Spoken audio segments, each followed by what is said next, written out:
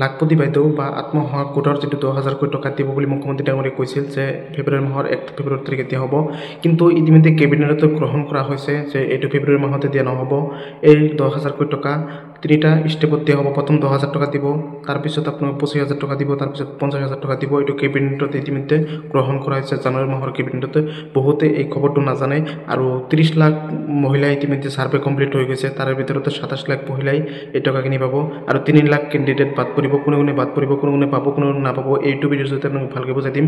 আৰু এই টকাখিনি এপ্ৰিল মাহতে দিয়া হ'ব 10,000 টকা।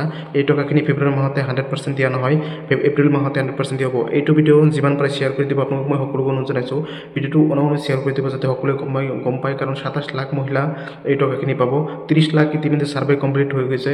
যিটো 28 ডিচেম্বৰ লাষ্ট ডেট আছিল সাৰ্ভে, সেই সাৰ্ভেটো 28 ডিচেম্বৰ লাষ্ট ডেটটো 30 লাখ মহিলা সাৰ্ভে আছিল, যিসকলক সাধাৰণতে পৰিয়ালত 3জনৰ ওপৰত ল'ৰা ছোৱালী তেওঁলোকে সাৰ্ভে কৰাৰ আগতে তেওঁলোকক কেঞ্চেল কৰি দিয়া হৈছে।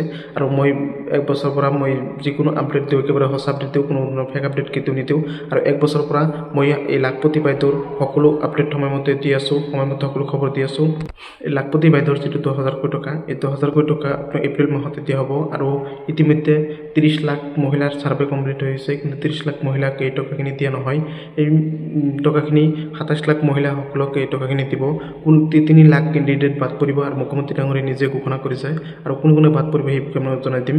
যিসকলে সাধাৰণতে কিবা চৰকাৰী চাকৰি আছে তেওঁলোকে কিন্তু এই টকাখিনি নাপায়, তেওঁলোকে বাদ পৰিব। আৰু অতি সোনকালে লিষ্ট এখন মাৰিব, এই জানুৱাৰী মাহতে লিষ্ট এখন মাৰিব।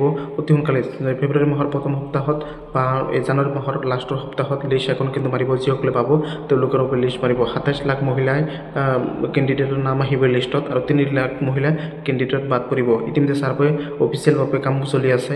আৰু যিসকলে আপোনাৰ চৰকাৰী চাকৰি কৰে তেওঁলোকে বাদ পৰিব, যিসকলে হাজবেণ্ডে চৰকাৰী চাকৰি কৰে তেওঁলোকে বাদ পৰিব, যিসকলে পৰিয়ালত আপোনাৰ GCB আছে তেওঁলোকে বাদ পৰিব, যিসকলে পৰিয়ালত আপোনাৰ মদৰ লাইচেঞ্চ আছে বা বেলেগ ব্যৱসায় বাণিজ্য ডাঙৰ লগত জড়িত তেওঁলোকে কিন্তু এই টকাখিনি 100% নাপায়, তেওঁলোকে কিন্তু বাদ পৰিব। এইবিলাক কেণ্ডিডেট বাদ পৰিব। এইবিলাক কেণ্ডিডেট বাদ পৰিব মোটামুটি 3 লাখ কেণ্ডিডেট বাদ পৰিব।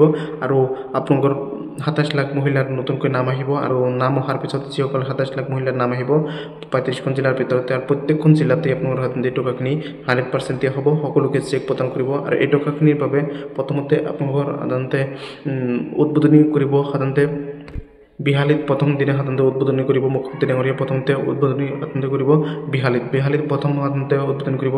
এপ্ৰিল মাহতে টকাখিনি দিয়া হ'ব। ফেব্ৰুৱাৰী মাহতে মুখ্যমন্ত্ৰী ডাঙৰীয়ে যিটো কৈছিল টকাখিনি দিব, ফেব্ৰুৱাৰী মাহতে টকাখিনি নিদিয়ে, কাৰণ 3 দিন ইণ্টাৰভিউ অনুষ্ঠিত হ'ব। এই জানুৱাৰী মাহৰ শেষত বা ফেব্ৰুৱাৰী মাহৰ প্ৰথম সপ্তাহতে লিষ্ট এখন মাৰিব 27 লাখ মহিলাই। যিসকলে পাব 27 লাখ মহিলাই লিষ্ট মাৰিব, 27 লাখ মহিলাই টকাখিনি পাব।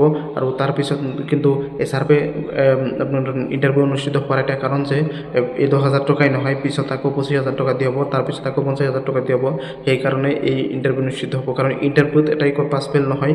27 লাখ মহিলা নাম আহিব, 27 লাখ মহিলা গোটেইখিনিয়ে পাব টকাখিনি। কিন্তু ইণ্টাৰভিউত এটাই হ'ব যে আপোনালোকে কেনেকৈ কি ব্যৱসায় কৰিব লাগিব, কি ব্যৱসায় কৰিলে কেনেকৈ লাভৱান হ'ব পাৰি, আৰু কেনেকৈ কি ব্যৱসায় কৰিব, কেনেকৈ আগবাঢ়িব লাগিব, কেনেকৈ কি চৰ্তত কি কৰিব লাগিব, এই হিচাপত আপোনালোকৰ ইণ্টাৰভিউ অনুষ্ঠিত হ'ব, বুজাই দিয়া হ'ব। বেলেগ একো নহয় বন্ধুসকল। সাৰ্ভেত বা ইণ্টাৰভিউত আপোনাক মই কৈছোঁ ইতিমধ্যে নতুন লিষ্ট এখন অতি সোনকালে 27 লাখ মহিলাৰ নতুন লিষ্ট মাৰিব।